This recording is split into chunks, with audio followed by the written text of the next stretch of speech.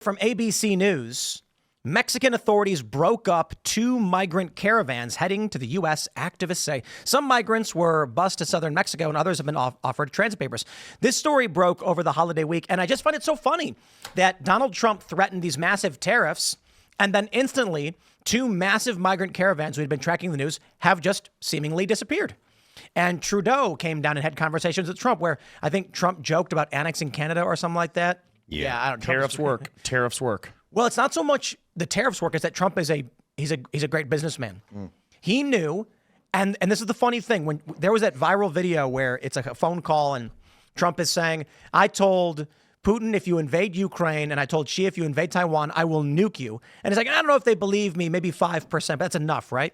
And that is what Trump is. They believe it just enough. Trump goes to them and says, "I'm going to put these tariffs on you. You think I care? Give me what I want. Stop the illegal immigration." And Mexico said, done. Because they looked at Trump and Trump said, we will play a game of chicken and you will lose. Which makes Kamala Harris's position as border czar even more comical. Yeah. That she was given charge and the White House said she's only supposed to be dealing with the countries of origin where they're causing migrants to come through Mexico and into the United States. And Trump makes one phone call, and before he is in office, the guy is not elected yet. And they've already started showing signs that he is the current president of the United States. It's incredible. And he just said that, okay, all the hostages in Palestine need to be returned before my first day in office, or it's going to be hell to pay. I mean, that's the thing that I love about him is so many people, and there's a massive fear. I think everybody can recognize this. There's a massive fear of the unknown.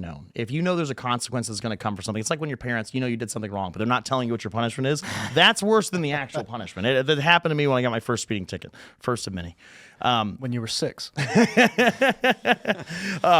But the fear of the unknown is what keeps people in check. And that's the thing that I love about Donald Trump is these foreign nations don't know what Donald Trump's going to do. Is he going to send a mean tweet at you and say, my button's bigger than yours? Is he going to put tariffs on you? Is he going to bomb Soleimani? Is he going to nuke you? What is he going to do? They don't know. And so it makes them afraid because normally in politics say, oh, they're going to do a proportional response to this. So if we make this action, that's the cost benefit ratio is enough for us. And that's what Donald Trump does. He throws that entire algorithm out the window and says, you don't know what I'm going to do. And when we're talking about how great of a businessman he is, I know so many people who are starting businesses today just because they know the economy is going to do so well. I mean, like literally, there's a guy who's trying to create an Amazon competitor called Rivly, which is a direct-to-consumer marketplace, just like Amazon, but it's literally just American-made stuff because he knows we're going to onshore so many businesses. I know guys because of how friendly he's been to crypto, who they just started, I think it's called Sido, a new company for indexing so we can create more blockchain technology. And it's these incredible ideas who people are literally just creating jobs because Donald Trump was elected. He's not even in office yet. He hasn't changed the economy yet, but people are just being like, we're going to create American jobs because we know it's going to be great. He's so the left ignores the fact that like what an administration signals to the broad economy matters significantly. Like if you're telling people that are entrepreneurs or telling businesses, hey, look, there's going to be regulations and there's going to be this and there's going to be that hurdle and the profits that you make, we're going to tax at X. And if you make too much money, you're going to tax. It disincentivizes people from actually taking action in the real world. Donald Trump being elected means that there's going to be significantly less interference in the market, and it makes for a good environment to start businesses and to take economic risk. Because if you're going to spend the money and take a risk economically, you want to be able to make as much of a return as you can. And if you don't have that kind of guarantee, or if you don't have the sense that the administration is going to be friendly to business, you're not going to want to take that risk. Sorry, Elaad. It's okay. I was just going to say Trump so effectively uses his presidential bully pulpit where he's effectively able to threaten other countries and get things done before he actually has to do official acts to affect change. Mm-hmm. So what does this mean? It means that he said he wants peace in the Middle East before he comes to office. There's already a truce in Lebanon. There's a ceasefire between the Israelis and Lebanon. He only needs to make threats of tariffs against Canada and Mexico. And now you see pictures of him sitting next to Justin Trudeau, all smiling and everything.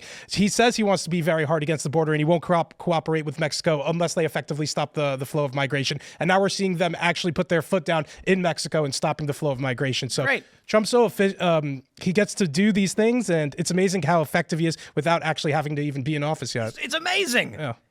As soon as he won the election, then we started hearing everybody was chilling out. Yeah. The war is like there's conversations that certain groups are calling for peace, if you know what I mean. And then they try claiming it has nothing to do with Donald Trump. But certainly Donald Trump has already gotten on the phone and he started making these changes. The response from Democrats has been to say, I thought Trump said he was going to end the war in 24 hours. Yeah, it's ridiculous. Why has he only initiated peace talks so far? It's like He hasn't even taken office, so the 24-hour clock hasn't even started, and he's already. No, he did say within winning the election 24 hours, I'll get Okay. on the phone and I'll end this war. He did say that. But look, this is what they always do. They claim that Trump is speaking 100% literally on everything he's doing. There was this really funny post where who was it? It was JD Vance, I think. Some reporter wrote a fact check saying that JD Vance said something like, "My kids are ravenous. They eat like a dozen eggs a day."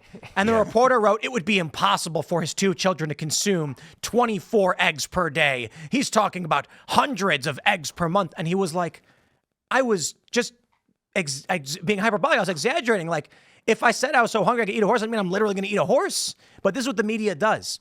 You say something like Trump says, I'll get it done in 24 hours. And they go, okay, clock's ticking. And he's like, well, I didn't mean literally. I meant I'm going to get done fast. Yeah, again, you just can't hate these people enough because literally, the Democrats can come out and blatantly lie to the American people, and they'll say, "Oh, well, if you look at it through the context of this political quagmire we have, it's a beautiful thought they had when they said that we want to chemically castrate children." And then it's just insane. But then when we say, oh, we're going to end the war in 24 hours, like, well, it's been 2 hours and only 6 countries have stopped attacking each other. That will happen too. Like, they will do their fact check there. Caroline Levitt put out something the other day that was really interesting where she got an email from a reporter. It was either like Washington Post or New York Times that said there is a certain location in the United States where they have had racist things spray painted on the sides of buildings. Now, nothing is directly tying this to Donald Trump, but it occurred after his election. So does the Trump campaign have anything that they want to say in relation to the fact that these events are occurring, or basically accept any responsibility? The mental gymnastics that these journalists have to get to a point where they have no story and have to try and conjure up something to try and link things together is just wildly outrageous. This is because we got rid of bullying in the United States. We need to bring back I think there's a lot of reasons that when people are being aggressively bullied, it's a problem. But Exactly. But I will tell you, there is some sense of holding social norms and holding people to account that has been lost. But let me clarify too, because the left always takes bullying to its most extreme form. Right. And I don't think bullying may be the right word. Shame. Yeah. Shame. Exactly. Shaming. That is a much better word. I would change my word to shame. And the reason for that is the more you have society that will police itself, the less actual involvement from the government you need. 100%. You don't need police to go ahead and round people up if people are too embarrassed to misbehave. If you look at the way that people behave in Japan, there's a lot of streamers that are going to Japan, or that have been going to Japan and to South Korea lately, and they're being a nuisance. And the people in Japan and the people in South Korea are not taking it anymore. When they do get arrested, they get significant fines. And then a lot of times they don't get arrested because there are people just normal people that will stop them and tell them to knock it off. The reason that works is because the society doesn't approve of these things, and that means that you don't need to have police running around arresting people all the time. The more you have society police itself, and the more you shame people for misbehaving and behaving in ways that are unacceptable in public and behaving in ways that are unacceptable for your family or whatever, the less you need government involvement in people's lives. And I think a great point to this is anybody who shoots often. You go to any kind of shooting range, whether it's indoor or outdoor. You don't see a lot of arguments on gun ranges because you know that there are extraordinary consequences to it. Yep. And I mean, I feel like that's just the same thing in the South. You don't see a lot of people doing home invasions in the South because there are extreme consequences to it. When there are sheriffs in Southwest Florida, my favorite sheriff in the world, Carmine Marcino, like he literally said after a big hurricane, he's like, I'm just going to encourage you guys, probably don't want to go looting in Southwest Florida because you don't know what's waiting behind the door, and I don't want to have to do the paperwork of booking you, so I'm encouraging my my citizens to shoot you. I want to stress too with the gun range thing. In fact, I see quite the opposite of arguments. I see unity. And Yes. I went to XCal range. It's a range in I think it's in Leesburg. I've heard of XCal. Yeah, they're pretty well known because they have full auto and you can bring it in. And I'm standing there with my friends, and we went to fire some weapons, and yes, full auto. And I saw there was a black gentleman and a woman laughing and smiling and shooting with their weapons. And then just one booth over, there were some Arabic individuals in what appeared to be more Arabic outfits. There were some Indian individuals. There were some Asians that were there, and there were white people. And I said, everybody was smiling and laughing and getting along. And then there was one, like some Latino guys were asking the black guy about his gun, and he was explaining it to him. And I was like, look at this. People of all different backgrounds and creeds coming together and smiling at a gun range, having fun, shooting targets with big guns. Full metal melting pot. And Metal melting.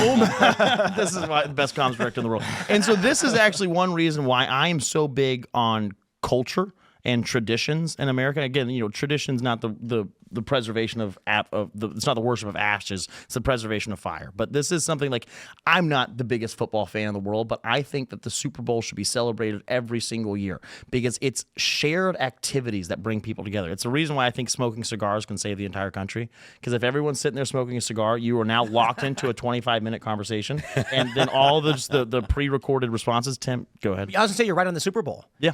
If everybody has a shared cultural identity and understanding, and I don't mean like absolutely, like you can be a Muslim in Dearborn, Michigan, but you're like, hey, the Super Bowl's on. It's something that we all get We're together. all going to get together and watch. It's not a religious thing. It's just a cultural thing where we enjoy it. That's good for this country. It's good for any country. It's the same thing. I mean, but you look at it, and unfortunately, we don't have a lot of those things in the United States. And I think we should encourage and foster more of those and help encourage those. I mean, whether it's the Victoria's Secret fashion show, whether it's the freaking girls, high schoolers going to prom. I mean, who doesn't see a bunch of high schoolers at a nice restaurant when you're going out on a date with your wife, and you see them all dressed up going to prom, and you don't stop by and be like, oh man, I hope you guys have a great night. It's going to be so much fun for you. It's just a shared activity where everyone can be all unified in one thing. And when you see people doing something that you enjoy doing, that you know a lot about, whether it's Latinos and black guys at a gun range showing each other their weapons, it's just it humanizes one another. And so I think that's something we need to do in America, is to foster more tradition and cultural. Thanks for checking out this clip from Timcast IRL. Make sure to watch the show live Monday through Friday at 8 p.m. Subscribe to this channel, and we will see you all there.